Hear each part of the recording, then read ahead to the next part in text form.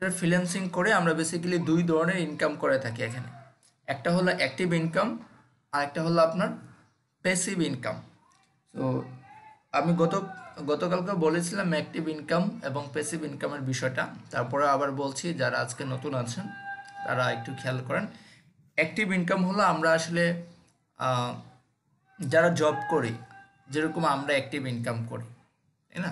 কারণ আমরা ঠিক যতদিন জব করব আমাদেরকে ততদিন পেমেন্ট করা হবে বা এই জবের যে পারিশ্রমিক সেটা দেওয়া হবে। যখন আমরা জব থেকে লিভ নিব আমাদেরকে কিন্তু কার কোনো স্যালারি বা এই ধরনের কোনো কিছু দেওয়া হবে না। সো আমরা ঠিক যতদিন কাজ করবো ততদিন টাকা পাবো। অ্যাজ লাইক ফ্রিল্যান্সিংটাও ওয়ান কাইন্ড অফ আপনার অ্যাক্টিভ ইনকাম। আমার ক্লায়েন্ট আছে, আমি কাজ করছি, আমাকে ক্লায়েন্ট টাকা দিচ্ছে। আমার ক্লায়েন্ট নেই, কাজ নেই, আমার কোনো ইনকাম নেই। বাট প্যাসিভ ইনকামটা হলো যে এরকম একটা ইনকাম সোর্স তৈরি করা, যেই ইনকাম সোর্স থেকে আমি যখন ইনঅ্যাক্টিভ থাকবো, আমি যখন কাজ করব না, ঠিক তখনও আমার ইনকাম হবে। আমি যখন কাজ করব না ঠিক তখনও আমার ইনকাম হবে। সো সেটা হলো প্যাসিভ ইনকাম। তার মধ্যে পড়ে যেরকম এফিলিয়েট মার্কেটিং পড়ে, ব্লগিং পড়ে, হুম, ইউটিউবিং পড়ে। তো মূলত ব্লগিংয়ের মধ্যে ইউটিউবটা পড়ে। ব্লগ, বিভিন্ন ধরনের ব্লগ হয়ে থাকে, তার মধ্যে বেসিক্যালি আমরা সবচেয়ে বেশি যে পপুলার আমরা বুঝি যে একটা ওয়েবসাইট বানানো অথবা আপনার একটা ইউটিউব চ্যানেল বানানো, তাই না? যেটাকে আমরা ভিডিও ব্লগ বলছি, আর ওয়েবসাইটগুলোকে আমরা আসলে কন্টেন্ট বেসড ব্লগ বলছি। তো এই ধরনের ইয়াগুলো হলো আপনার প্যাসিভ ইনকাম। হ্যাঁ, যেখানে দেখা যায় আপনি যদি একটা ব্লগ সেট তৈরি করেন অথবা আপনি যদি একটা এফিলিয়েট সাইট তৈরি করেন, দেখা যাবে এফিলিয়েট সাইট তৈরি করার পরে আপনি ওই সাইটে কন্টেন্ট পাবলিশ করবেন। কন্টেন্ট পাবলিশ করার পরে সেটাকে এসইও করে র্যাঙ্ক করবেন। যখন আপনি 2-3 মাস কাজ করে একটা ওয়েবসাইটকে র্যাঙ্ক করে ফেলবেন, তখন আপনার যেটা হবে যে আহ, তখন যদি আপনি কাজ নাও করেন তখনও আপনার ওই সাইট থেকে ইনকাম হবে। কারণ কি, আপনি কিন্তু অলরেডি আপনার ওয়েবসাইটটাকে গুগলে র্যাঙ্ক করে ফেলেছেন। এবং একটা ওয়েবসাইট সাধারণত র্যাঙ্ক করার পরে আপনি যদি আর কাজ না করেন, তারপরেও আপনার কম্পিটিশনের উপরে বেস করে 6 মাস থেকে 1 বছর আপনার ওই পেজটা র্যাঙ্কে থাকে, ফার্স্ট পেজে র্যাঙ্কে থাকে। যদি একেবারেই আপনি কাজ না করেন, আর যদি টুকটাক কাজ করেন, মেনটেন করেন, তাহলে আপনার এখানে লাইফ টাইম থাকার সুযোগ আছে। তো সেই ক্ষেত্রে দেখা গেল আপনি যখন কাজ করছেন না, ধরেন এই 15 দিন কাজ করেন নাই, গত 15 দিন, কিন্তু আপনার একটা ওয়েবসাইট যদি বা একটা কন্টেন্ট বা একটা কিওয়ার্ডে যদি আপনার ওয়েবসাইটটা র্যাঙ্কে থাকে, তাহলে কিন্তু আপনার ইনকাম থাকবে। ইনকাম কিন্তু ফল করবে না। সো এটা হলো প্যাসিভ ইনকাম। দেখেন আমি কাজ করছি না, আমি তো ট্রাভেলিং আছি, বাট আমার বিজনেস কিন্তু আমার জন্য মানি মেক করছে। হুম, সেটা হলো প্যাসিভ ইনকাম। তার মধ্যে পড়ে হলো affiliate marketing. So affiliate marketing, অনেক ধরনের এফিলিয়েট মার্কেটিং হয়।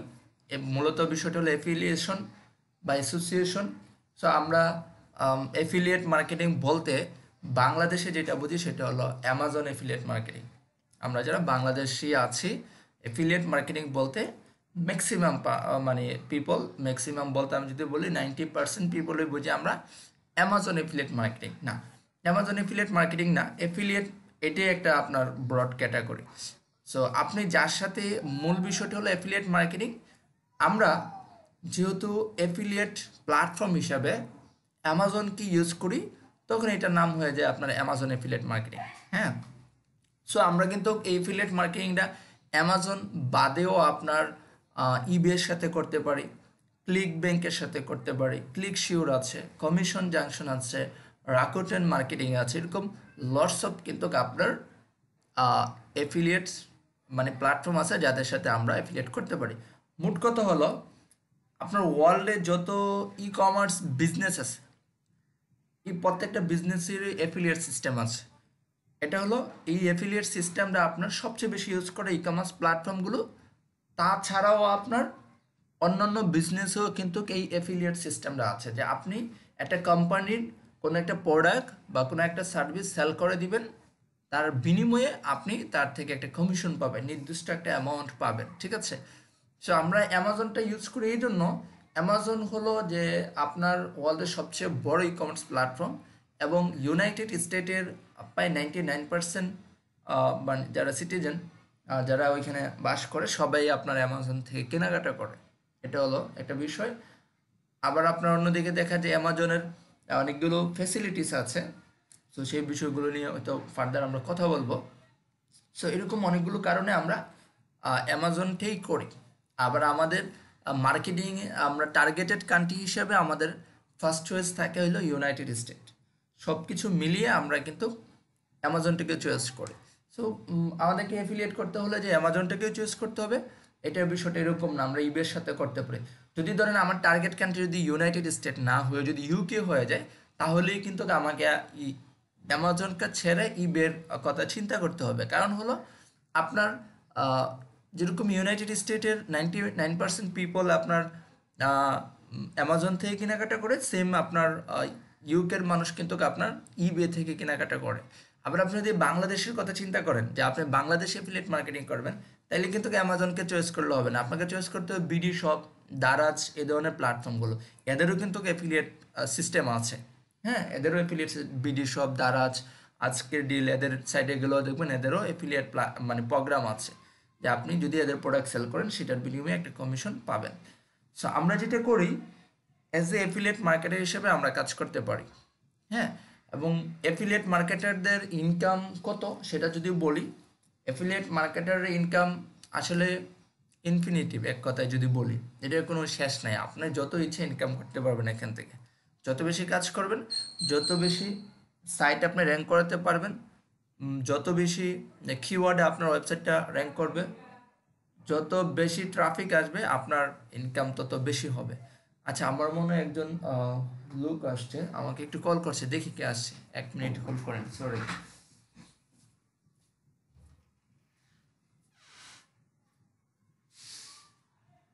আচ্ছা, এই ফাঁকে একটু কথা বলে আমি শোয়েব বলছি সিলেট থেকে, প্রণয় দা বা সবাইকে বলছি আমাদের যে গতকালকে ডিসিশন গুলো হলো তার রেজাল্টটা কবে আসতে পারে বা আজকে কোন জানাবে ডিসিশনটা কিনা। শুনবে? যেমন এই যে আমরা কিছু ডিসিশন নিতে মানে টেক করতে চাচ্ছিলাম যে 8টার সময় ক্লাস হবে বা সপ্তাহে 2 দিন থাকবে, এই টাইপের বিষয়গুলো। আবার আলাদা আমাদেরকে গ্রুপই করে দিবে একটা, এই ধরনের। এটা তো ওনারা ডিসিশনগুলো কালকে আজকে ডিসিশন আজকে দেওয়ার কথা, তো আজকে দিবে বলছে। হ্যাঁ, ওনারা বলেছেন যে আজকে ডিসিশনটা জানো, আজকে আচ্ছা ক্লাসের মধ্যে হয়তো বা জানিয়ে দেবে। হ্যাঁ, আচ্ছা আজকে আচ্ছা, ঠিক আছে। ক্লাসের মধ্যেই বলে দিবে, সমস্যা নেই। আর যদি না বলে আমি সমস্যা নেই, আমি ওনাদের সাথে কথা বলে উম, আমি আপনাদেরকে জানাই দিব, না সমস্যা নেই। So sorry for interrupt. আসলে ওই যে দরজায় নক করছিল, তো গিয়ে দেখলাম আসলে কেউ নাই। বুঝছেন? তো আমরা যেখানে ছিলাম অ্যাকচুয়ালি, যেটা নিয়ে কথা বলতেছিলাম, যেখানে ইনকামের আপনার কোনো লিমিটেশন নাই, আনলিমিটেড ইনকাম করতে পারবেন। মোট কথা হলো আপনার ওয়েবসাইটে যত বেশি ট্রাফিক আপনি নিয়ে আসতে পারবেন, টার্গেটেড ট্রাফিক, ট্রাফিক বলতে কাস্টমার মিন করছি, হুম, আহ, তো তত বেশি ইনকাম হবে। তো তার কিছু এক্সাম্পল যদি বলি, আপনার বর্তমানে আম, বাংলাদেশে কিছু পপুলার গ্রুপ আছে, যেরকম অ্যামাজন এফিলিয়েট মার্কেটিং, হুম, তারপর আপনার অ্যানশামিম, এরকম কতগুলো গ্রুপ আছে, যে গ্রুপগুলোতে বেসিক্যালি অ্যাফিলিয়েট মার্কেটাররা জয়েন আছে এরকম। সো ওই গ্রুপগুলোতে যদি আপনি একটু ঘাটাঘাটি করেন, জয়েন করেন, দেখবেন ওইখানে বাংলাদেশি মার্কেটার যারা আপনার আহ, তাদের এই নিজ সাইট বিল্ড করে, অ্যাফিলিয়েট সাইট বিল্ড করে, সেখান থেকে ইনকাম করে প্রায় 90,000, 70,000, 80,000 এরকম ডলারেও সেল করেছেন। হ্যাঁ, এক একটা সাইট। এবং আমার স্টুডেন্ট আছে একজন, আপনি দেখবেন ওই গ্রুপে গেলে, এই গ্রুপগুলোতে গেলেই দেখবেন মোটামুটি বাংলাদেশে সবাই পপুলার, সাব্বির আহমেদ। সে রিসেন্টলি আপনার 3-4 মাস আগে একটা সাইট সেল করছে 36,000 ডলারে। হ্যাঁ, 36,000 ডলারে। তো আমি বলেছিলাম আপনাদেরকে যে আমি যখন সিলেটে ছিলাম তখন মূলত সে আমার দ্বারা কোর্স করেছিল, বুঝছেন? তো এখানে ইনকামের অনেক সুযোগ আছে। তো এখানে আহ, এই এফিলিয়েট সিস্টেমটা হলো ওয়ান কাইন্ড অফ বিজনেস। হ্যাঁ, এফিলিয়েট মার্কেটিংটা ওয়ান কাইন্ড অফ বিজনেস, যে আপনি একটা সাইট রেডি করবেন, ওইখানে কন্টেন্ট পাবলিশ করবেন, ডোমেন হোস্টিং নেবেন, সেটাকে র্যাঙ্ক করাবেন, এবং সেটা থেকে ইনকাম হবে। $500 ইনকাম হতে পারে, $1,000 ইনকাম হতে পারে, $2,000 ইনকাম হতে পারে, $5,000, এরকম এরকম ইনকাম হবে। আচ্ছা ভাইয়া, স্যার আমার একটা প্রশ্ন আছে এখানে। হ্যাঁ, শিওর। আহ, যে সাইটটা আপনি বলেছেন মানে কন্টেন্ট আপলোড করবো, ঠিক আছে? কন্টেন্ট গুলো যদি আমি আপলোড না করে, মানে কিছু সাইট পাওয়া যায়, মানে কিনতে পাওয়া যায় বিভিন্ন মার্কেট প্লেসে।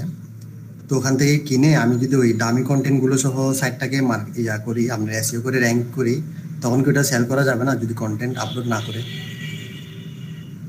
আহ, আপনি সাইট কিনা বলতে কি আপনার ওই যে ফ্লিপিং যে সাইটগুলো আছে যেমন ফ্লিপা বা মোশন ওই ধরনের প্ল্যাটফর্ম থেকে কিনবেন? হ্যাঁ, মনে করেন ওই যে এনভাটো। না, বিষয় হলো কি আপনার দামি কন্টেন্ট বলতে আপনি কন্টেন্টটা আপনি যখন একটা সাইট পারচেস করবেন, বাই করবেন, তার আগে দেখতে হবে সে যেই কন্টেন্টগুলো ইউজ করছে সেগুলা কতটা ভ্যালুয়েবল কন্টেন্ট এবং সেই কন্টেন্টগুলো ইউনিক কিনা বা আপনার টার্গেটেড কন্টেন্ট কিনা সেই বিষয়টা দেখতে হবে, কোনো আমার কপিরাইট আছে কন্টেন্ট কিনা। গুলো মনে করেন, হ্যাঁ, ভাইয়া আমার কন্টেন্ট গুলো মনে করেন দামি কন্টেন্ট, ঠিক আছে? এখন আমি যার কাছে সেল করব, উনি তো ওনার ইচ্ছা মতো কন্টেন্ট আপলোড করবে পরবর্তীতে, হ্যাঁ, হ্যাঁ, ঠিক হ্যাঁ, না?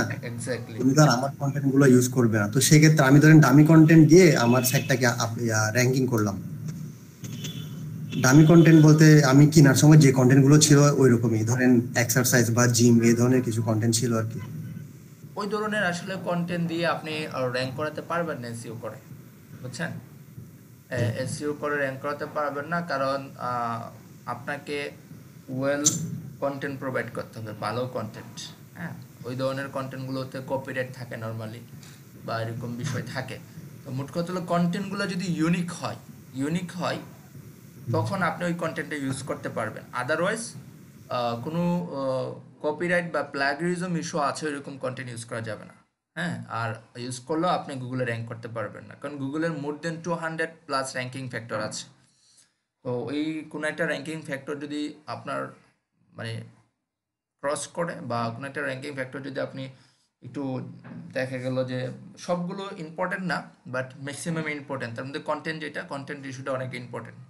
আর যদি এগুলো আপনার ডুপ্লিকেট কন্টেন্ট হয় বা প্লাগরিজম কন্টেন্ট হয় তাহলে আপনার গুগল প্ল্যানটিতে পড়ে যাবেন এবং আপনার সাইটটা র্যাঙ্ক করবে না। তাছাড়াও ওই দামি কন্টেন্ট দিয়ে আমি যদি বলি, সহজভাবে যদি বলি, আপনি আসলে র্যাঙ্ক করতে পারবেন না এসইও করে। হোয়াইট হ্যাট এসইও করে আসলে পসিবল না।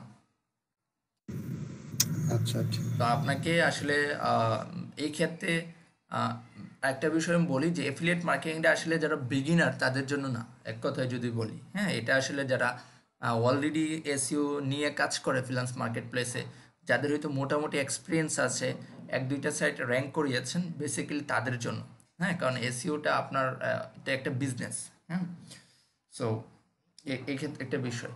তো আসলে যেটা বলতেছিলাম আমি যে আপনার যখন আপনার একটা সাইট ধরেন পার মান্থ $500 বা পার মান্থ $1000 ইনকাম করছে অ্যামাজন এফিলিয়েট বা যে কোনো এফিলিয়েটের মাধ্যমে। হ্যাঁ, তো সেই ক্ষেত্রে যেটা হয় যে এখন কোনো কারণে আপনি হয়তো বিজি হয়ে পড়লেন বা আপনি চাচ্ছেন না এই সাইটটা কন্টিনিউ করতে, অথবা চাচ্ছেন যে এই সাইটটা সেল করে দেওয়া যায় কিনা যেখান থেকে ভালো একটা প্রফিট আসবে। তো দেখা যায় যে আপনার নর্মালি যখন একটা সাইট ধরেন পার মান্থ যদি $1000 ইনকাম করে, তখন যদি আপনি চান যে এই সাইটটা আপনি সেল করে দেবেন আর কন্টিনিউ করবেন না, তাহলে আপনি ওই সাইটগুলো সেল করে দিতে পারবেন। যেরকম ফ্লিপা আছে, এম্পায়ার ফ্লিপা আছে, মোশন, আপনার একটা সাইট আছে মোশন ইনভেস্টমেন্ট। তো এই ধরনের সাইটগুলোর কাজই হলো যে ডিজিটাল যে প্রপার্টি আছে, সেই প্রপার্টিগুলো সেল হয়, বেচা কিনা হয় মূলত। তো আসলে কি দামে সেল করতে পারি আমরা এখানে, সবচেয়ে বড় বিষয় হলো এটা। তো একটা সাইট যদি পার মান্থ যখন আমরা একটা সাইট সেলিংয়ে চাই, যে ধরেন আমি 1 বছর ধরে কাজ করলাম এখানে। হ্যাঁ, 1 বছর ধরে কাজ করে আমি একটা সাইটকে র্যাঙ্ক করলাম। র্যাঙ্ক করানোর পরে আমার সাইটটা হয়তো এখন পার মান্থ $1000 ইনকাম করে। লাস্ট 6 মান্থ ধরে, বা ধরেন আমার সাইটটা কোনো মাসে 800, কোনো মাসে 900, কোনো মাসে 1000, কোনো মাসে 1200 এরকম ইনকাম করে যাচ্ছে, 800 থেকে 1200 এর মধ্যে একটা। তো যখন আমি চিন্তা করতেছি সাইটটা সেল করে দেবো, তখন আমি যখন মার্কেট প্লেসে সাইটটাকে লিস্ট করব সেল করার জন্য, তখন সাইটের ভ্যালু আসলে কাউন্ট করা হবে যে আমার লাস্ট 6 মান্থের যে আর্নিংটাকে অ্যাভারেজ করলে যেটা হয় সেটাকে যদি 25 দিয়ে গুণ করি, যে ভ্যালুটা আসে সেটা হলো আমার সাইটের বিডিং ভ্যালু। যদি আমি সহজভাবে বোঝাই, ধরেন আমার সাইটটা লাস্ট 6 মান্থ অ্যাভারেজ $1000 ইনকাম করে, তাহলে আমার সাইটের বিডিং ভ্যালু হবে মিনিমাম $25,000। অর্থাৎ আমি মিনিমাম $25,000 সাইটটা সেল করে দিতে পারবো যদি আমার সাইটের কন্টেন্ট ভালো হয়, তারপর আপনার ডিজাইন সুন্দর হয়, লেআউট ভালো হয়, দেখতে সুন্দর লাগে, স্ট্রাকচার ভালো, তাহলে সাইটটা হয়তো আপনার আরও বেশি দামে সেল করা যাবে, সেই সুযোগ আছে। দ্যাটস ওয়াই কিন্তু অ্যাফিলিয়েট মার্কেটিংটা অনেক বেশি জনপ্রিয়। দেখা যায় আপনার যেরকম ইনকাম করছেন, আপনার ইনকাম যত বাড়ছে আপনার সাইডের ভ্যালুও তত বেড়ে যাচ্ছে, এবং আপনি যখন এট এ টাইম এটা সেল করে দিচ্ছেন একটা হ্যান্ডসাম অ্যামাউন্ট নিয়ে কিন্তু আপনার আপনি ফিরতে পারছেন। গত বছর আমাদের চিটাগং ইউনিভার্সিটির একজন স্টুডেন্ট, আপনারা চিনবেন, অনেকেই চিনবেন, হয়তো জানেন, আরমান। সে $90,000 একটা সাইট সেল করছে, 2 বছর কাজ করে, 2 বছর সাইটটা নিয়ে কাজ করছেন, $90,000 সেল করছেন। এবং আমার যে স্টুডেন্ট, আমি ওনার সাইটটা দেখাবো না আপনাদেরকে, সে 17 মাস কাজ করছে একটা সাইট নিয়ে, $36,000 ইনকাম করছে। সো এটা হলো আপনার $36,000 সেল করছে, কিন্তু তার ছিল প্রতি মাসে যে ইনকামটা ছিল সেটাও কিন্তু রয়ে গেছে, তাই না? সবকিছু মিলে আপনার $36,000-46,000 মতো একটা সাইট থেকে ইনকাম করছে। কন্টেন্ট গুলো কি ছিল ওনার? কন্টেন্টগুলো বেসিক্যালি রাইটার থেকে লিখাই নিতে হয়। বলতে, যদি আমরা নিজেরা লিখতে পারি তাহলে তো খুবই ভালো, নিজেরা লিখতে না পারলে তখন আমরা রাইটার হায়ার, সেই ক্ষেত্রে কন্টেন্টগুলো। হ্যাঁ, তো দেখা যায় আপনার আসলে কন্টেন্ট কিসের উপরে দিব না দিব সেটাও একটা চিন্তার বিষয়। সেগুলো আপনার কোন নিশ নিয়ে কাজ করব, কোন কিওয়ার্ড টার্গেট করব, সেটার উপরে বেস করে বেসিক্যালি আমরা কন্টেন্টগুলো লিখি। হ্যাঁ, বুঝছেন? তো কোনো একটা নিশকে টার্গেট করে বা কোনো একটা প্রোডাক্টকে টার্গেট করে আমরা কন্টেন্টগুলো লিখি। এটা হলো আপনার ভ্যালু, যে আপনি যদি ডিজিটাল মার্কেটার হন, আপনার যদি শুধু এসইওটা ভালোভাবে জানা থাকে, তাহলে আপনি অ্যাজ এ অ্যাফিলিয়েট মার্কেটার হিসেবে কাজ করতে পারবেন। এবং অ্যাফিলিয়েট মার্কেটিং কেরিয়ার হলো এটা, আমি যেটা বললাম এটা হলো অ্যাফিলিয়েট মার্কেটিং এর কেরিয়ার, বুঝতে পারছেন?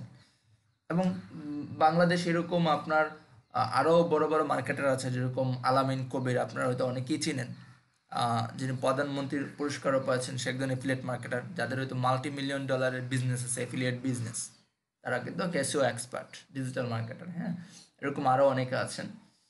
তো এখানে এরকম কেরিয়ার গড়ার অপরচুনিটি আছে, বুঝতে পারছেন?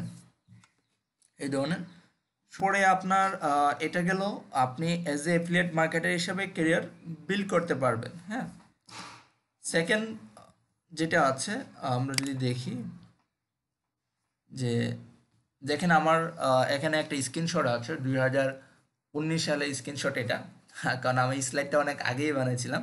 তো সেখান থেকে দেখেন আমার একটা আর্নিং স্ক্রিনশট দিয়েছি, যেখান থেকে আমার জানুয়ারি 2019-এর জানুয়ারিতে ছিল প্রায় $800 মতো ইনকাম ছিল একটা সাইট থেকে। হ্যাঁ, যদিও এগুলো অনেক আগের, তো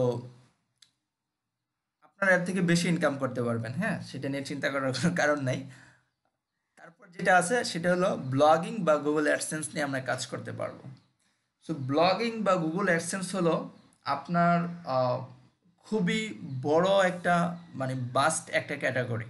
হ্যাঁ, এই বিশাল ক্যাটাগরির ছোট একটা অংশ হলো অ্যাফিলিয়েট মার্কেটিং।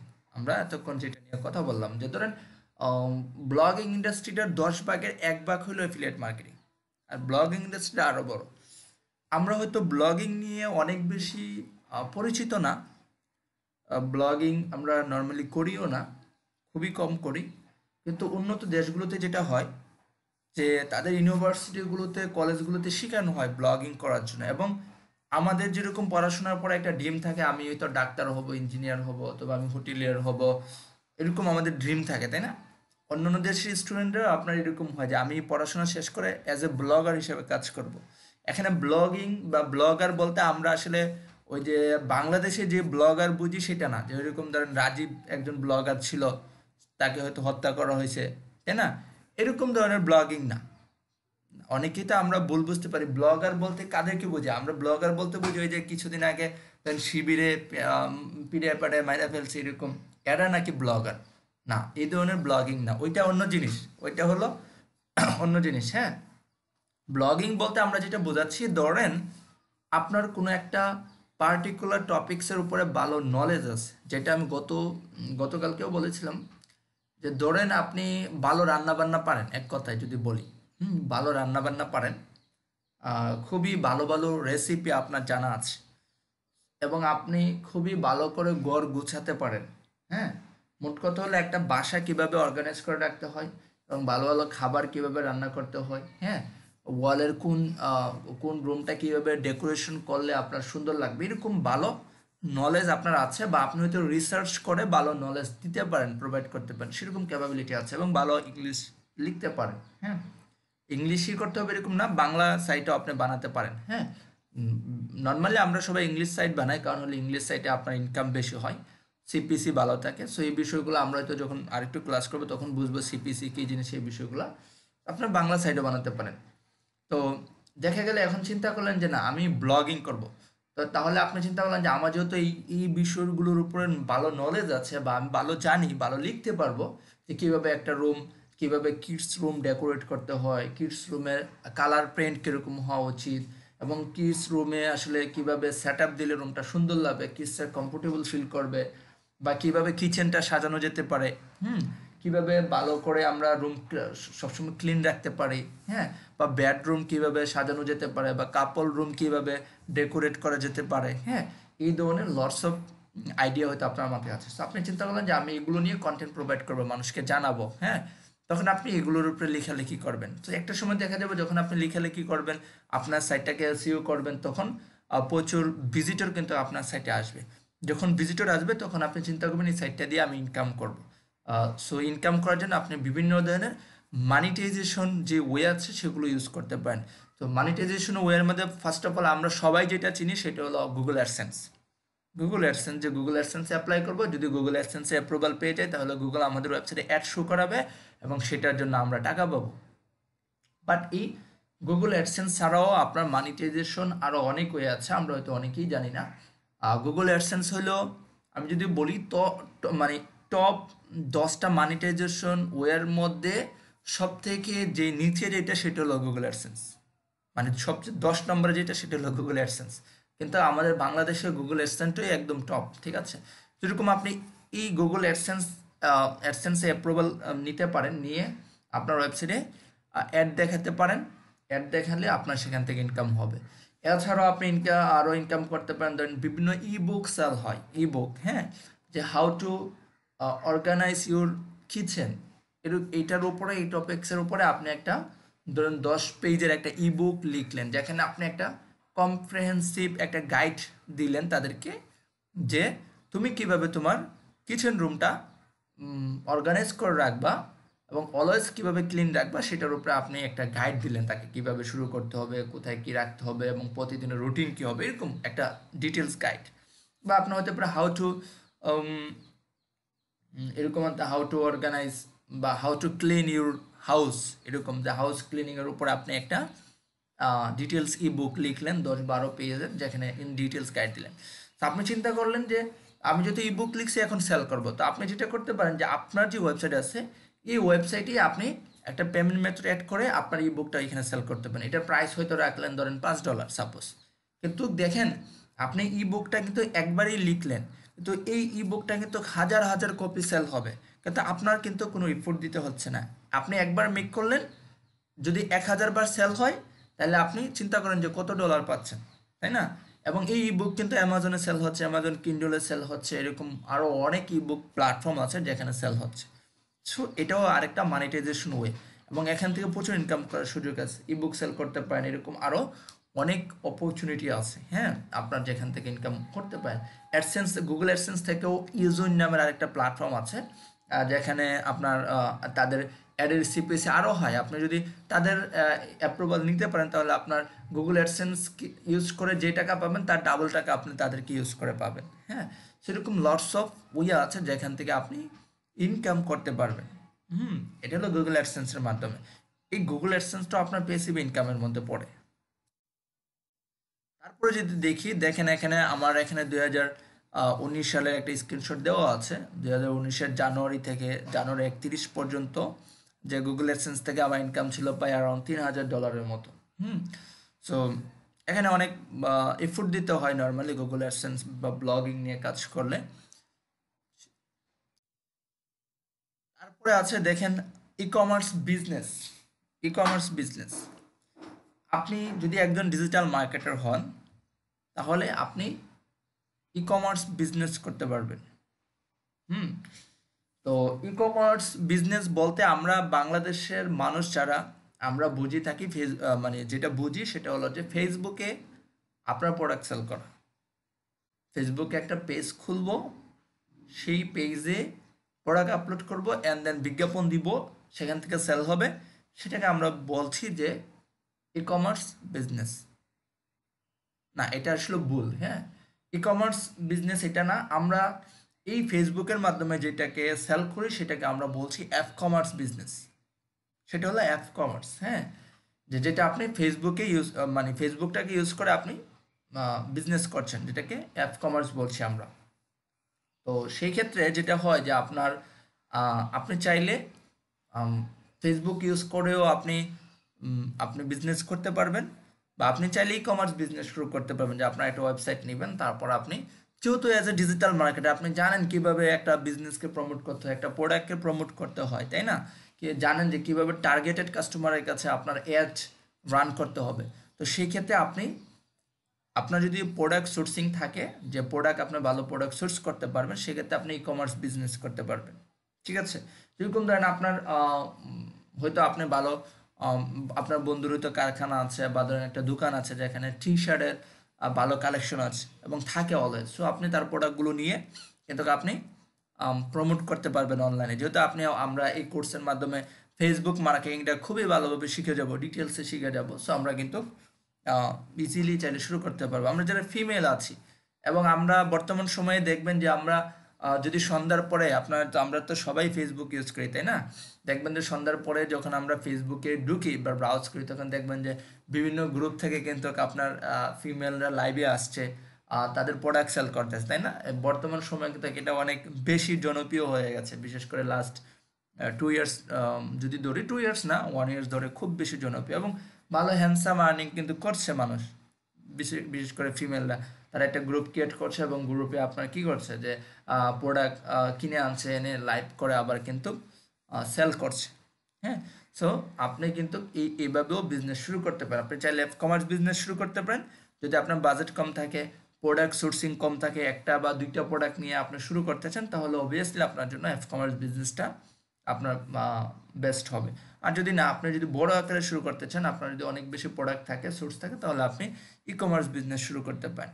ই কমার্স বিজনেসগুলো চলেই আপনার ডিজিটাল মার্কেটের উপরে বেস করে, বুঝতে পারছেন? সো এখানে সুযোগ আছে, আপনি চাইলে যেরকম ই কমার্স বিজনেস করতে পারবেন, আবার ই কমার্স ইন্ডাস্ট্রিতে জবও করতে পারবেন। কারণ ওই যে বললাম যে ই কমার্স ইন্ডাস্ট্রিটা চলেই ডিজিটাল মার্কেটের উপরে বেস করে।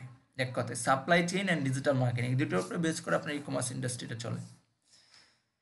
তারপরে আমরা যেই কাজটা করতে পারি, মানে যেই জায়গায় আমাদের জব হতে পারে, আমরা কাজ করতে পারি ডিজিটাল মার্কেটার হয়ে, সেটা হলো ক্লায়েন্টের জন্য এসইও করে কাজ করতে পারি। হ্যাঁ, সে আমরা এতক্ষণ যেগুলো দেখলাম সেগুলো বিজনেসের কনসেপ্ট থেকে বা হয়তো প্যাসিভ ইনকামের সেন্স থেকে। সো আমরা যারা ফ্রিল্যান্সার হতে চাই, আমাদের অনেকেই টার্গেট থাকে ফ্রিল্যান্সার, এবং অ্যাজ এ বিগিনার আমরা কিন্তু আমাদের আসলে অ্যাজ এ ফ্রিল্যান্সার হিসাবে কেরিয়ারটা শুরু করা উচিত আমি মনে করি।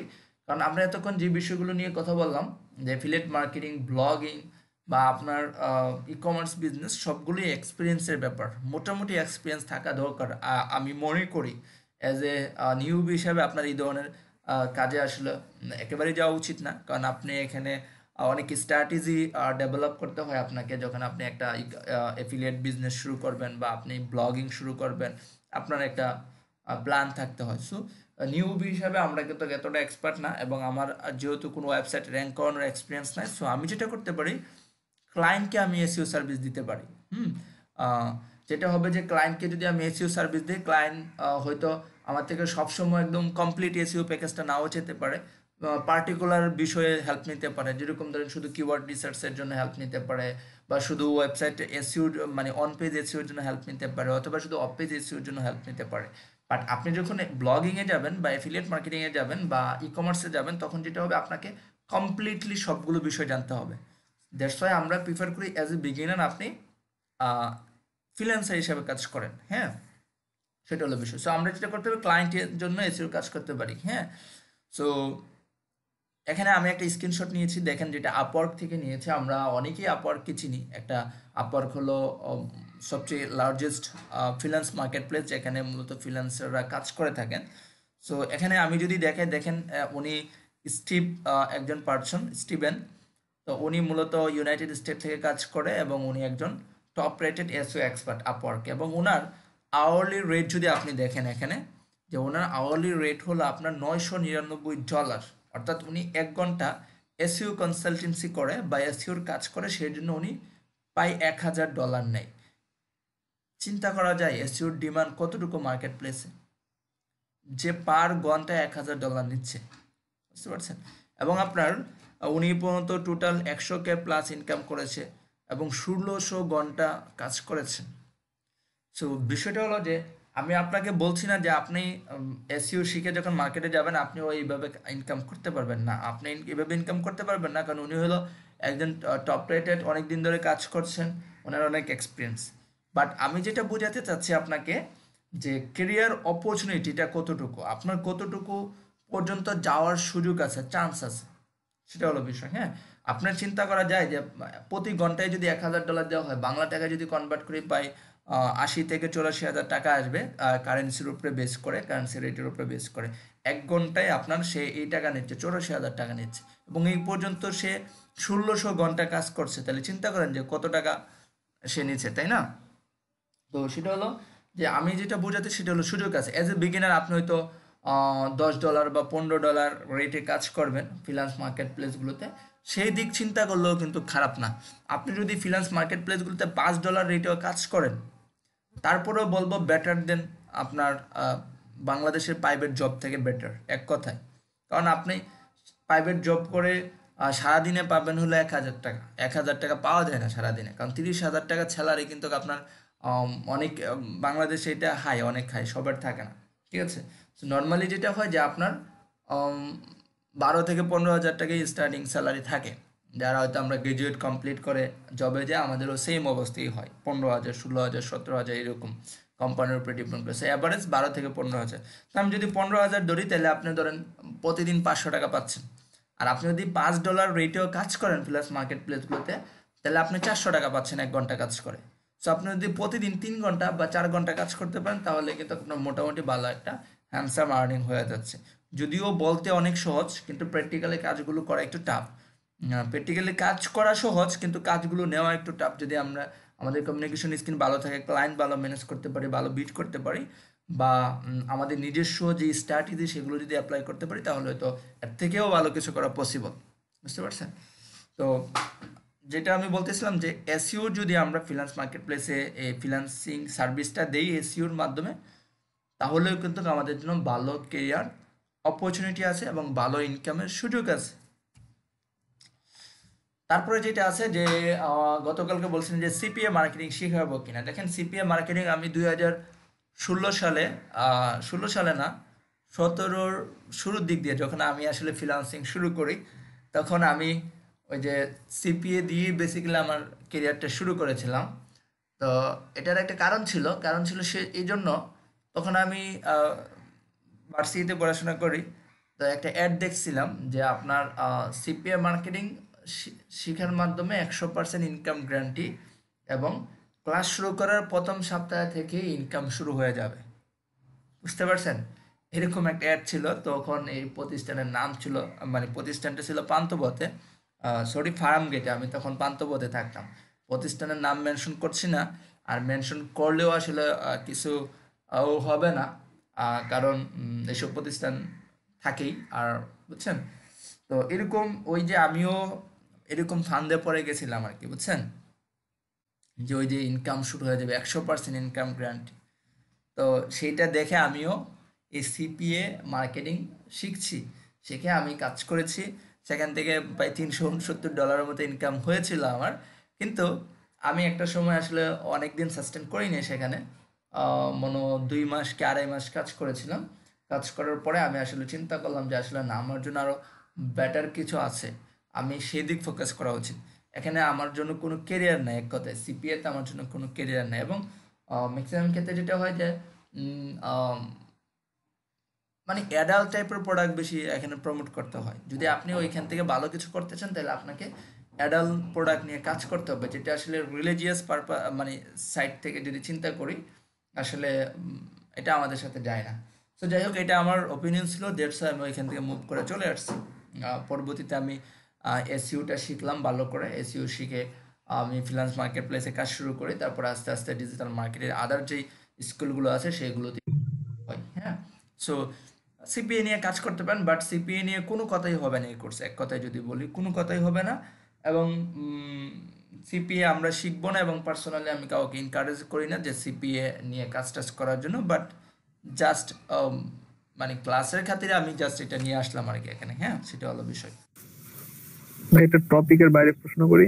হ্যাঁ, শিওর, তো করতে তো পারেন। এমন একটা কোশ্চেন আছে, ভাইয়া এটা যদি মানে কিভাবে কাজ করে বিষয়গুলো।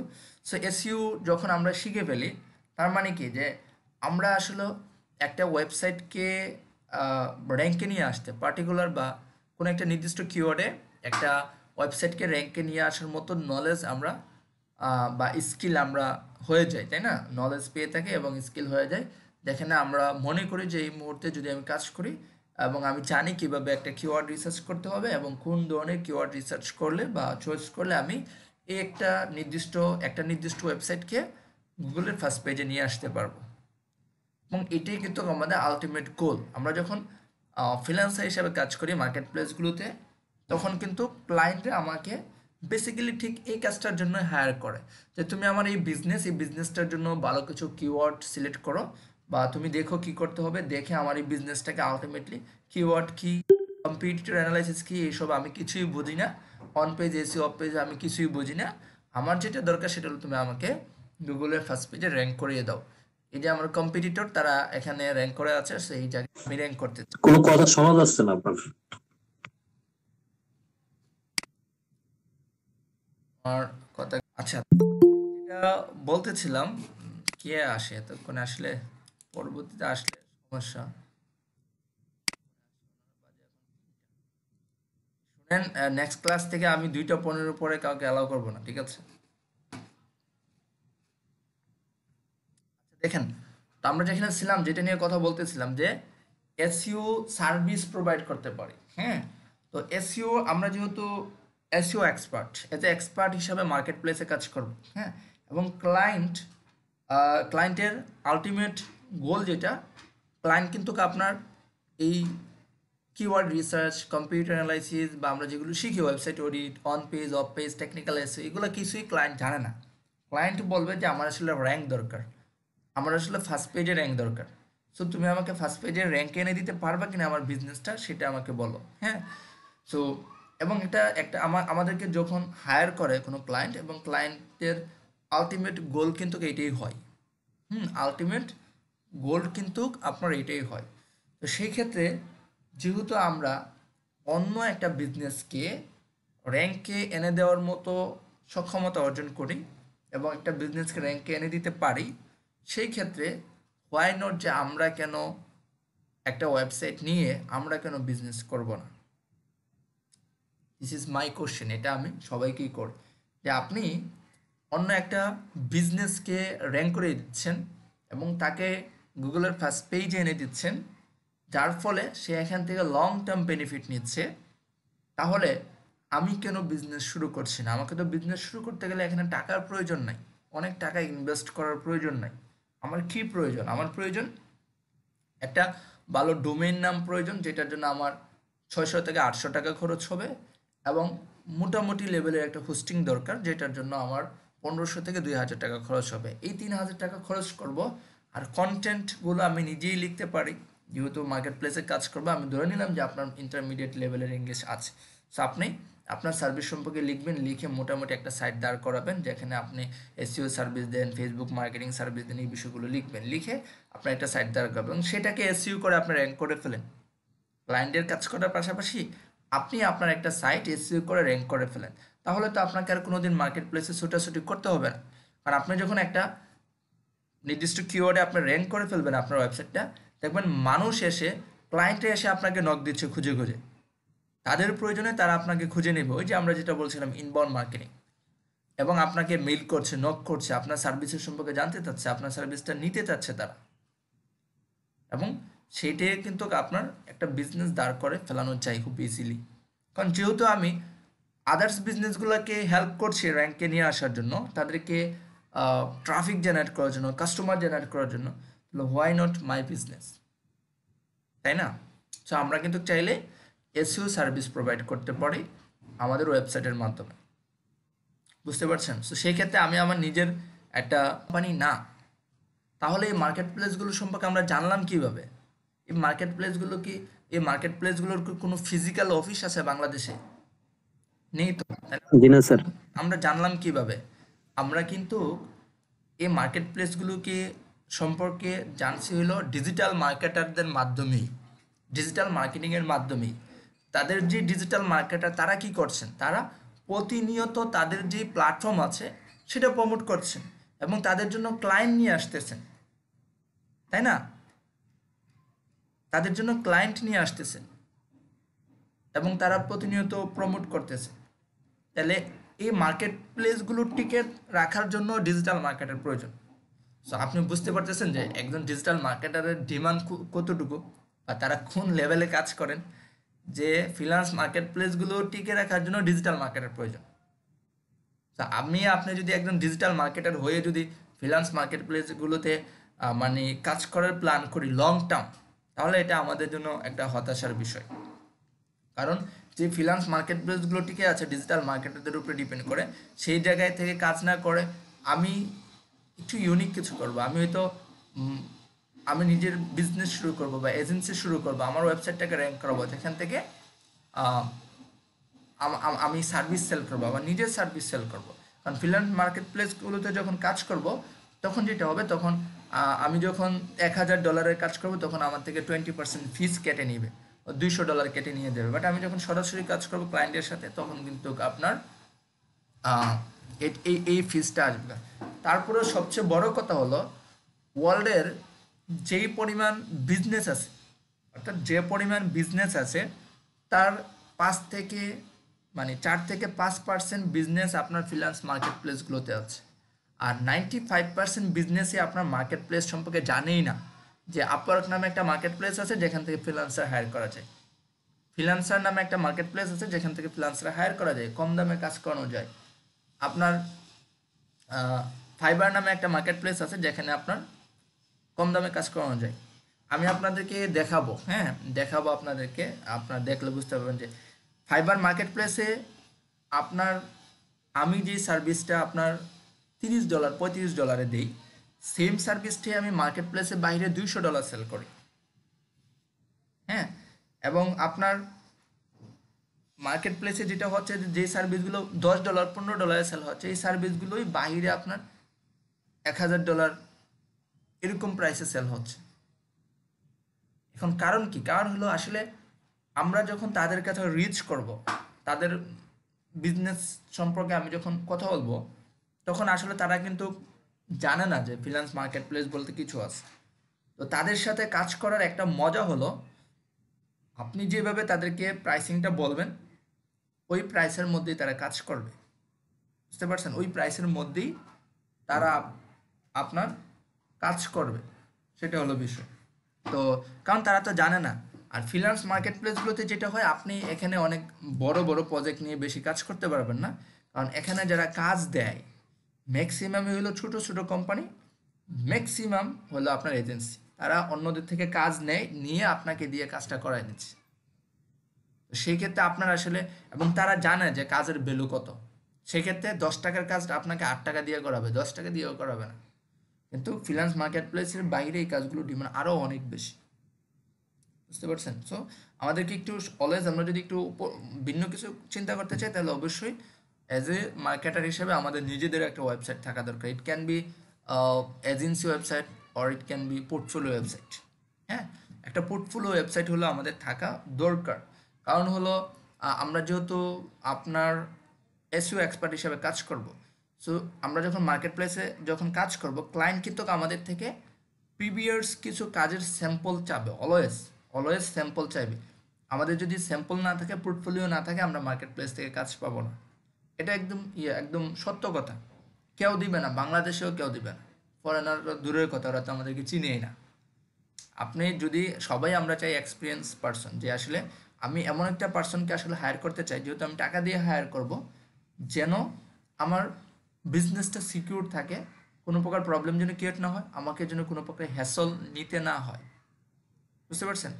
তো সেই ক্ষেত্রে আপনার সবাই কিন্তু চাই যে একটু এক্সপিরিয়েন্স লোক হায়ার করতে।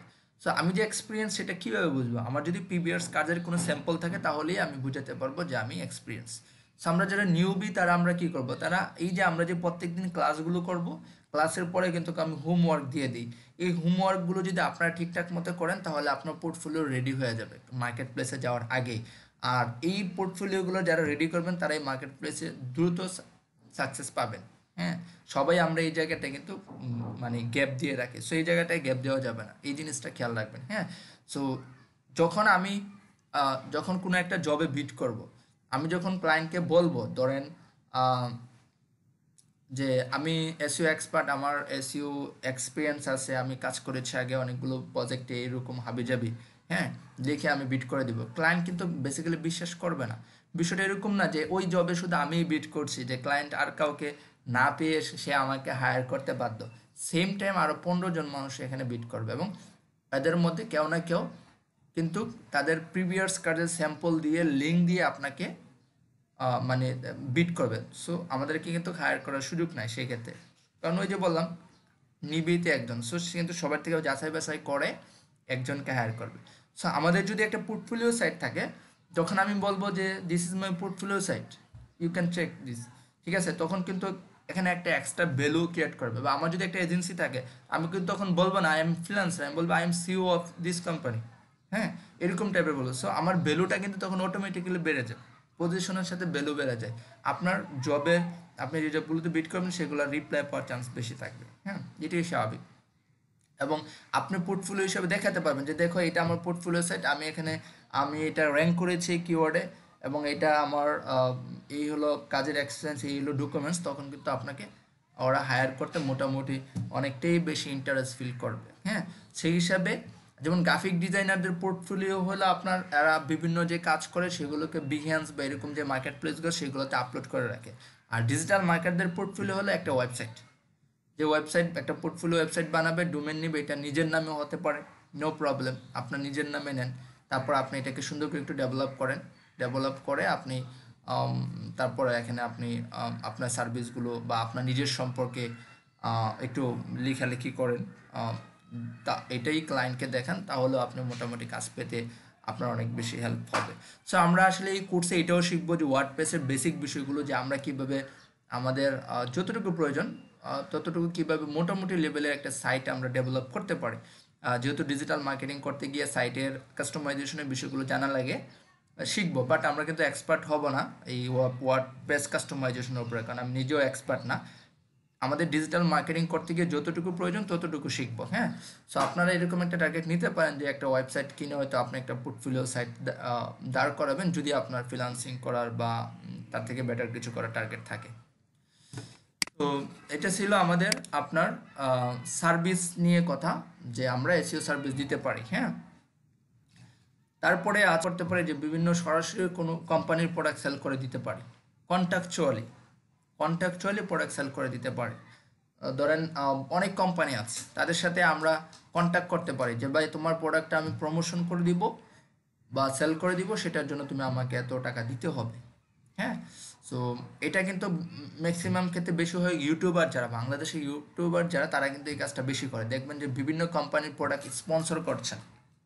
হ্যাঁ, এরকম অনেক বড় বড় যে চ্যানেলগুলো আছে, তারা দেখবেন বিভিন্ন কোম্পানির প্রোডাক্ট স্পন্সর করছেন, সেটার বিনিময়ে কিন্তু তারা একটা পেমেন্ট নিচ্ছেন।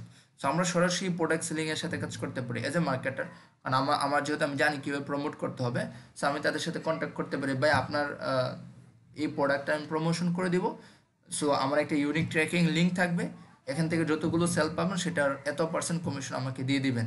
বা অথবা আমি আমার একটা ইউটিউব চ্যানেল আছে, অথবা আমার একটা ভালো ওয়েবসাইট আছে যেখানে এই পরিমাণ ভিজিটর আছে, আপনি 1 মাসের জন্য আমার ওয়েবসাইটে অ্যাড দিতে পারেন, এটার জন্য এত টাকা নিব আমি, অথবা আপনি আমার ওয়েবসাইটে এটা প্রমোট করে দিব, সেই ক্ষেত্রে আপনার থেকে এত টাকা নিব।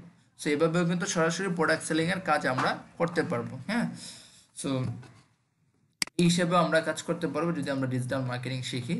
অ্যান্ড দেন যেটা আছে সেটা হলো আপনার অ্যাপস স্টোর অপটিমাইজেশন।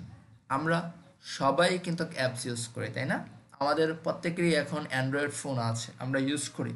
বাংলাদেশে খুব কম সংখ্যক মানুষই আছে যারা অ্যান্ড্রয়েড ফোন ইউজ করে না। সো অ্যান্ড্রয়েড ফোন যখন ইউজ করে আমরা কিন্তু প্রয়োজনীয় অপ্রয়োজনীয় অনেক অ্যাপসই ইউজ করি, এবং ম্যাক্সিমাম ক্ষেত্রে প্রয়োজনীয় অ্যাপসই ইউজ করি বেশি। তো দেখা যায় অ্যাপসে যখন আমাদের কোনো অ্যাপস প্রয়োজন হয় তখন আমরা কি করি, অ্যাপস স্টোরে গিয়ে আমরা সার্চ করি। অ্যাপস স্টোরে গিয়ে আমরা সার্চ করি যে ধরেন আমার ক্যালকুলেটর প্রয়োজন, সাপোজ একটা সাইন্টিক্স ক্যালকুলেটর প্রয়োজন। সো আমি যদি এখানে সাইন্টিক্স ক্যালকুলেটর লিখে সার্চ করি তখন দেখবেন অনেকগুলো অ্যাপস কিন্তু দেখায়, অনেকগুলো অ্যাপস দেখায়। কোনো একটা অ্যাপসকে 1 নম্বরে দেখায়, একটাকে 2 নম্বরে দেখায়, একটাকে 3 নম্বরে দেখায়, একটাকে 4 নম্বরে দেখায়, এরকম করে কিন্তু আপনার অনেকগুলো ক্যালকুলেটর দেখায়, তাই না? কিন্তু বিষয় হলো যে যাকে 1 নম্বরে দেখাচ্ছে তাকে কেন 1 নম্বরে দেখাচ্ছে, যাকে 2 নম্বরে দেখাচ্ছে তাকে কেন 2 নম্বরে দেখাচ্ছে, তাকে কেন 1 নম্বরে দেখাচ্ছে না, বা যাকে 10 নম্বরে দেখাচ্ছে তাকে কেন 1 নম্বরে দেখালো না, তাই না? সো এই অ্যাপসগুলোকেও অপটিমাইজ করতে হয়, যেটাকে আমরা বলছি অ্যাপস স্টোর অপটিমাইজেশন, যেটাকে ASO বলে আমরা। হ্যাঁ, সো আপনি কিন্তু এই ASO স্পেশালিস্ট হিসেবেও আপনি মার্কেট প্লেসে কাজ করতে পারেন অ্যাজ এ ডিজিটাল মার্কেটার হিসেবে। বাংলাদেশে এসইও এক্সপার্ট আছে, বহুত এসইও এক্সপার্ট আছে, বাট অ্যাপস স্টোর অপটিমাইজার কিন্তু ওইভাবে নাই। সো এই ফিল্ডটা একেবারেই খালি বলতে পারেন।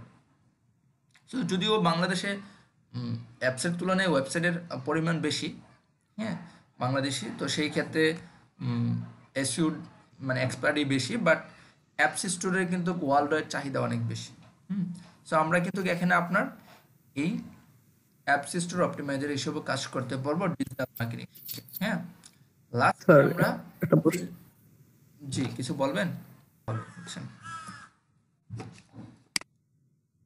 তো আমরা যেখানে ছিলাম যে দেন আছে মার্কেট প্লেস। আমরা একদম মার্কেট প্লেসটাকে লাস্টলি রাখছি এই জন্য, কারণ আপনার শুরুটা হবে এখান দিয়ে, এবং এটি আমি মনে করি সবচেয়ে সর্বনিম্ন জায়গা যেখানে আমরা কাজ করি বাংলাদেশি মার্কেটাররা।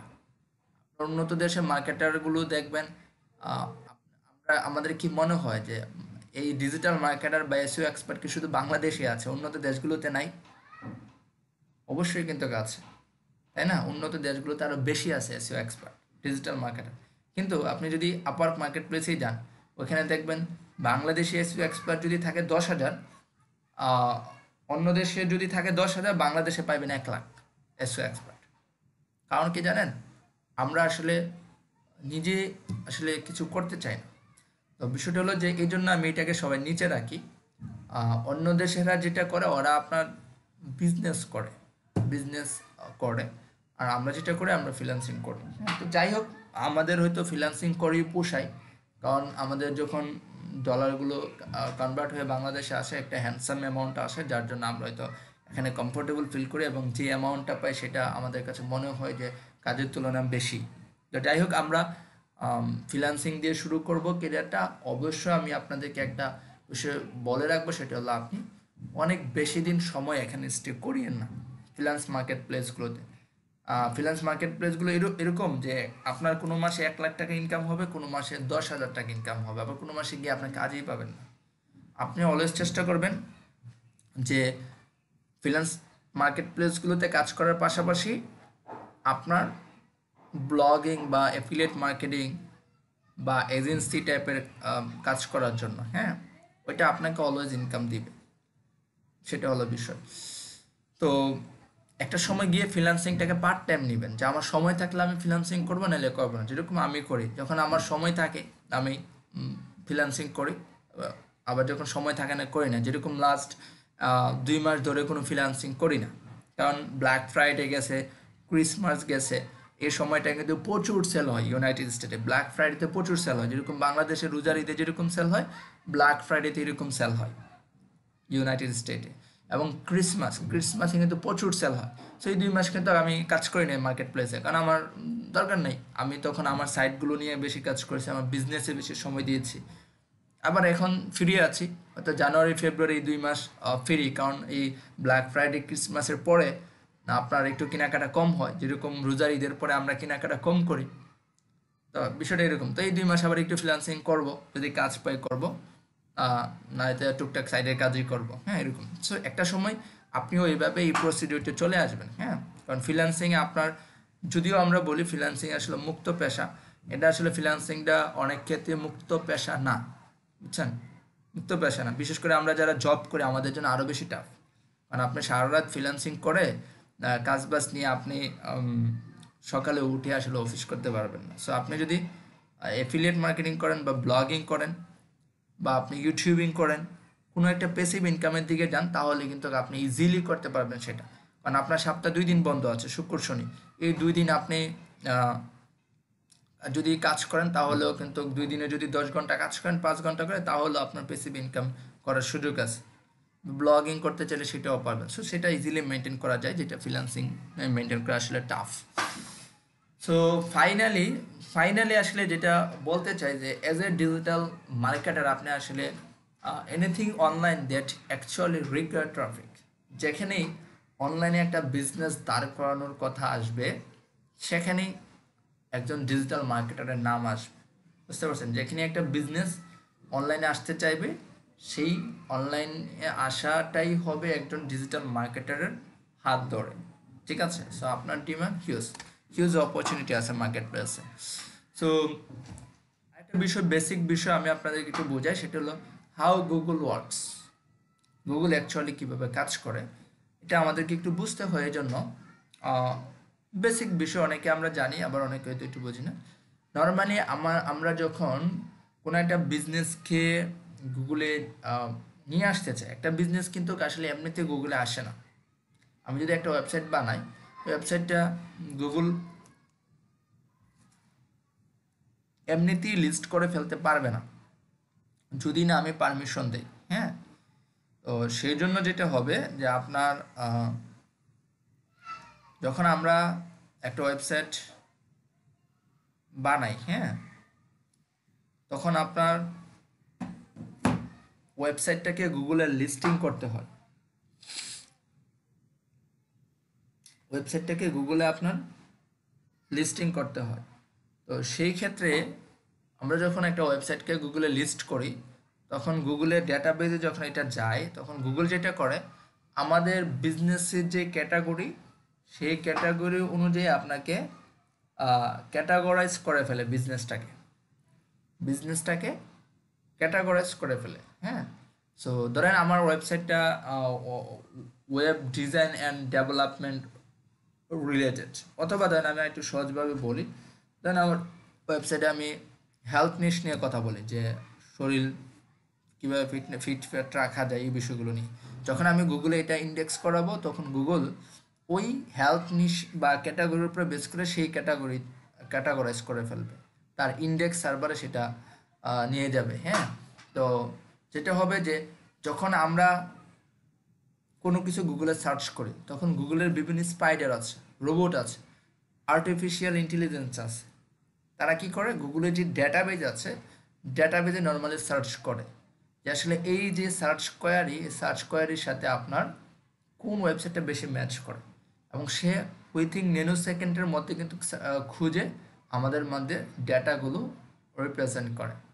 গুগল বেসিক্যালি এইভাবেই কাজ করে, যদিও এটার আরও বড় করে আরও অনেক বেশি করে কথা বলা যায়। সো কমপ্লিকেট করছি না, খুব ইজিভাবে বললাম আর কি। সো একটা বিষয় আমাদেরকে জানতে হবে, যেটা হলো আমরা যখন গুগলে কাজ করব, এসইওর জন্য কাজ করব, সো গুগলের অনেকগুলো র্যাঙ্কিং ফ্যাক্টর আছে, মোর দেন 200+ র্যাঙ্কিং ফ্যাক্টর আছে, মোর দেন 200+ র্যাঙ্কিং ফ্যাক্টর আছে গুগলের, যেগুলো মূলত কাজ করে একটা ওয়েবসাইটকে র্যাঙ্ক দেওয়ার জন্য। যখন গুগল একটা ওয়েবসাইটকে র্যাঙ্ক দেয়, এই মোর দেন 200+ র্যাঙ্কিং ফ্যাক্টর গুগল দেখে যে কার সাথে কত বেশি ম্যাচ আছে, কে কত বেশি এগুলো ফুলফিল করতে পারছে, এবং প্রতিটাই ইম্পর্টেন্ট। তো এখানে কতগুলো বিষয় নিয়ে আসলাম, তার মধ্যে এই বিষয়গুলো আমরা শিখবো, প্রত্যেকটাই শিখবো পুরো কোর্সে। প্রথমে আছে ডিরেক্ট ওয়েবসাইট ভিজিট। হ্যাঁ, যদি আপনার র্যাঙ্কিং ফ্যাক্টরের জন্য সবচেয়ে বেশি যেটা কাজ হচ্ছে ডিরেক্ট ওয়েবসাইট ভিজিট। যদি আপনার ব্র্যান্ড ভ্যালু ভালো থাকে, আপনার এখানে যদি সব মানুষ বেশি ভিজিট করে সরাসরি আপনার ওয়েবসাইটের নাম দিয়ে লিখে, তখন আপনার একটা প্রায়োরিটি পাবেন বেশি। তারপর আছে টাইম অন সাইট। আপনার ওয়েবসাইটে যদি মানুষ অনেক বেশি সময় স্পেন্ড করে, তাহলে আপনি আপনার ওয়েবসাইটের র্যাঙ্কিং বেশি প্রায়োরিটি পাবে। হ্যাঁ, অনেক বেশি সময় থাকা মানে এটাই বোঝায় যে আপনার ওয়েবসাইটে যথেষ্ট কোয়ালিটিফুল। দ্যাটস ওয়াই মানুষ আপনার ওয়েবসাইটে আসলে অনেক দ্রুত লিভ নেয় না। অনেক দ্রুত লিভ নেওয়া মানে এটাই বোঝায় যে আপনার ওয়েবসাইটটা কোয়ালিটিফুল না, সে আসছে ভালো কিছু অথেন্টিক ইনফরমেশন পায়নি, দ্যাটস ওয়াই বের হয়ে গেছে। দ্যাটস ওয়াই গুগলও যেটা করবে যে আপনাকে ফার্স্ট পেজে রাখবে না, কারণ গুগল অলওয়েজ তার ইউজারের কথা চিন্তা করে, কারণ গুগলেরও কিন্তু কম্পিটিটর আছে, তাই না? গুগলের কম্পিটিটর আছে, গুগলের কম্পিটিটর হলে ইয়াহু, বিং, এগুলো। সো গুগল অলওয়েজ তার ইউজারের কথা চিন্তা করে, ইউজারকে ভালো কিছু দেওয়ার চেষ্টা করে। সেই ক্ষেত্রে যাদের ওয়েবসাইট ভিজিটরকে স্যাটিসফাই করতে পারে, তাদেরকে র্যাঙ্কিংয়ে বেশি প্রায়োরিটি দেওয়া হয়। তারপর আছে page per session. Page per সেশনটা হলো এইগুলো বিষয়গুলো, অনেকগুলো বিষয় আপনাদের একটু মাথার উপর দিয়ে যাবে, আর সবগুলোই টেকনিক্যাল টার্মস। এগুলো আমরা যেহেতু কোর্সের মধ্যে অনেক এলাবোরেট করে শিখি, তারপর আমি জাস্ট একটা আইডিয়া দিচ্ছি আপনাদেরকে, রাফ আইডিয়া। আপনারা জাস্ট শুধু শুনেন, তাইলেই হবে, অনেক বেশি বুঝতে হবে না, শুনলেই হবে, যাতে পরবর্তীতে আপনি যখন এই বিষয়গুলো আলোচনা করবো তখন যেন একটু ভালো করে বোঝেন। হ্যাঁ, পেজ পার সেশন হলে আমরা যখন একটা ওয়েবসাইটে যাওয়ার পরে একটা পেজ থেকে আরেকটা পেজে যাই, ওইখানে কি পরিমাণ সময় স্পেন্ড করছি সেটাকে এখানে পেজ পার সেশন বোঝাচ্ছে। বাউন্স রেট, একটা ওয়েবসাইটে ঢোকার পরে কত দ্রুত লিভ নিচ্ছে ওই পেজটা থেকে, ওই ওয়েবসাইটটা থেকে, সেটা যদি আমরা উইথিন 10 সেকেন্ডের মধ্যে আমরা লিভ নেই, তাহলে এটা একটা সাইটের জন্য অনেক বেশি ক্ষতি, এবং এটা বাউন্স রেট বেড়ে যাবে। ওই সাইটের বাউন্স রেট যদি বেড়ে যায়, তাহলে আপনার ওই ওয়েবসাইটটা র্যাঙ্কিং থেকে ফল করবে, এটা মোটামুটি কনফার্ম। টোটাল রেফারিং ডোমেন, যখন আমরা অফ পেজ এসইওর কাজ করি বা ব্যাকলিংয়ের কাজ করি, তখন আমরা কি করি, একটা ওয়েবসাইটের সাথে আর একটা ওয়েবসাইটকে কানেক্ট করাই, লিঙ্ক বিল্ডিং করি। হ্যাঁ, সো আমরা যত বেশি ইউনিক রেফারিং ডোমেন থেকে আমরা লিঙ্ক নিতে পারবো, আমাদের জন্য তত বেশি হেল্পফুল হবে। হ্যাঁ, ধরেন আপনার আমরা বুট কাউন্ট করলাম, বুট নিচ্ছি, ধরেন আমি এখানে সুযোগ আছে, ধরেন 10 জন থেকে বুট নিব, 10 জন আমাকে বুট দিবে, আর 10 জন ধরেন আপনাদের মধ্যে কারো একজনকে বুট দিবে। হ্যাঁ, সো বিষয়টা হলো যে ধরেন সেম 10 জন পার্সন আমাকেও ভোট দিবে, আপনাকেও ভোট দিবে, কিন্তু এখানে ভোট দেওয়া যাবে 20টা ভোট দেওয়া যাবে, 10 জনেই 20টা ভোট দিবে,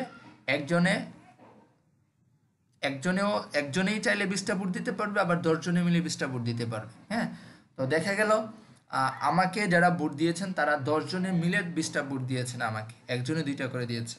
আবার আমার অপোজিটে যে ছিল তাকে কি করছে, তাকে 2 জনে মিলে 20টা ভোট দিয়ে দিয়েছে, 2 জনে মিলে 20টা ভোট দিয়ে দিয়েছে, বাকি 8 জন দেয়নি। তাইলে আমি যদি চিন্তা করি, আমার রেফারিং ডোমেন হলো ইউনিকনেস বেশি, ঠিক আছে, কারণ আমি 10 জন থেকে ভোট পেয়েছি, আমার এখানে 10টা ইউনিক লিঙ্ক আছে। আর আপনার ক্ষেত্রে যেটা হয়েছে, আপনি 2 জন থেকে 20টা ভোট পাইছেন, আমি 10 জন থেকে 20টা ভোট পাইছি। সেই ক্ষেত্রে আমরা যখন এরকম ইউনিক ডোমেন থেকে লিঙ্ক নিব, তখন এটা অনেক বেশি আপনার র্যাঙ্কিংয়ের জন্য হেল্প করে।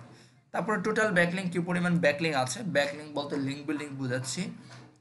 রেফারিং আইপি কতটা, প্রত্যেকটা ডোমেনের জন্য এক একটা ইউনিক আইপি আছে, সো কতটা রেফারিং ইউনিক আইপি থেকে নিতে পারছি, এবং কি পরিমাণ ফলো লিঙ্ক আছে। ফলো লিঙ্ক 2 ধরনের হয়, follow link, no follow link.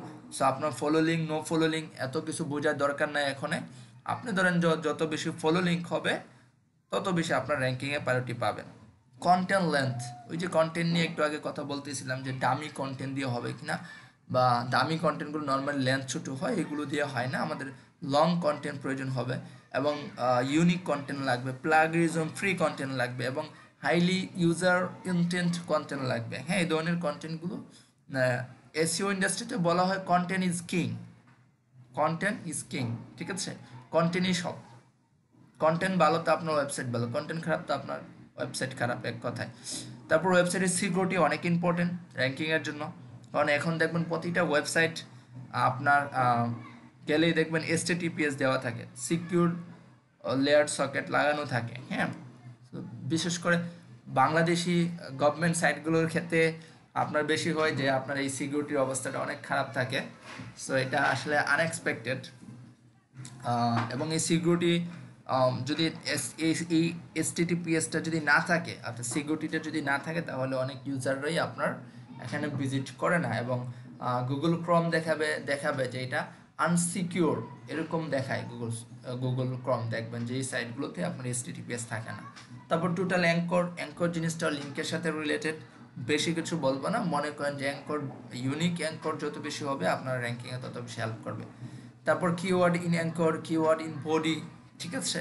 তারপর keyword density, keyword in title, keyword in meta, তারপরে আপনার ভিডিও অন পেজ, ভিডিও আছে, এই বিষয়গুলো ইম্পর্টেন্ট ওভারঅল, ঠিক আছে, একটা ওয়েবসাইটকে র্যাঙ্কিংয়ে নিয়ে আসার জন্য। তো কিওয়ার্ড ডেনসিটিটা কেমন হওয়া উচিত? আমাদের কিওয়ার্ড ডেনসিটি এগুলো নিয়ে অনেক কথাবার্তা আছে, হ্যাঁ। আমরা এগুলো নিয়ে কথাবার্তা বলবো, আপাতত ওই দিক যাচ্ছি না, কারণ তাহলে আমরা মূল বিষয় থেকে বের হয়ে যাব, হ্যাঁ। সো আমরা যেহেতু অন পেজে ক্লাস করবো, তখন কিওয়ার্ড ডেনসিটি বিষয়গুলো নিয়ে আমরা কথা বলবো, একদম ভালোভাবে কথা বলবো, বুঝছেন। তো এখানে আছে গুগল র্যাঙ্কিং এ ওয়েবসাইট। এই যে র্যাঙ্কিং ফ্যাক্টরগুলো দেখলাম আমরা, এই র্যাঙ্কিং ফ্যাক্টরগুলো মূলত 4টা টপিক্সের উপরে মানে ডিপেন্ড করে। 4টা টপিক্সেই 200 র্যাঙ্কিং ফ্যাক্টর বেসিক্যালি কাউন্ট মানে হয়, হ্যাঁ। ফার্স্ট অফ অল যেটা হলো টপিক্যাল অথরিটি। আপনার ওয়েবসাইটে অবশ্যই টপিক্যাল অথরিটি হতে হবে, এবং ডোমেইন অথরিটি ভালো থাকতে হবে, কন্টেন্ট ভালো থাকতে হবে, লিঙ্ক ভালো থাকতে হবে। এই 4টার মধ্যেই 200 র্যাঙ্কিং ফ্যাক্টর আছে। সো এই 4টা বিষয় মূলত কাউন্ট করে একটা ওয়েবসাইটকে র্যাঙ্ক দেওয়ার জন্য। তো আমাদের এই স্লাইড শেষ, মোটামুটি থিওরি শেষ। আমরা যেটা করতে পারি, আমরা একটু রেস্ট নেই এখানে, কি বলেন? অনেকক্ষণ কথাবার্তা শুনলাম। আমি একটু বলতে আপনাদের চাচ্ছিলাম, কি মনে হচ্ছে বলেন, আপনাদের থেকে একটু শুনতে চাই। আমি তো অনেক কথা বললাম, এখন আপনাদের এগুলো একটু শুনি।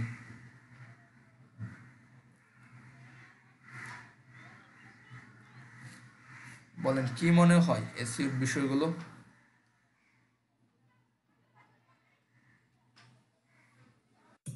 হ্যালো, আপনি কি শুনতে পাচ্ছেন? জি, শুনতে পাচ্ছি আমি।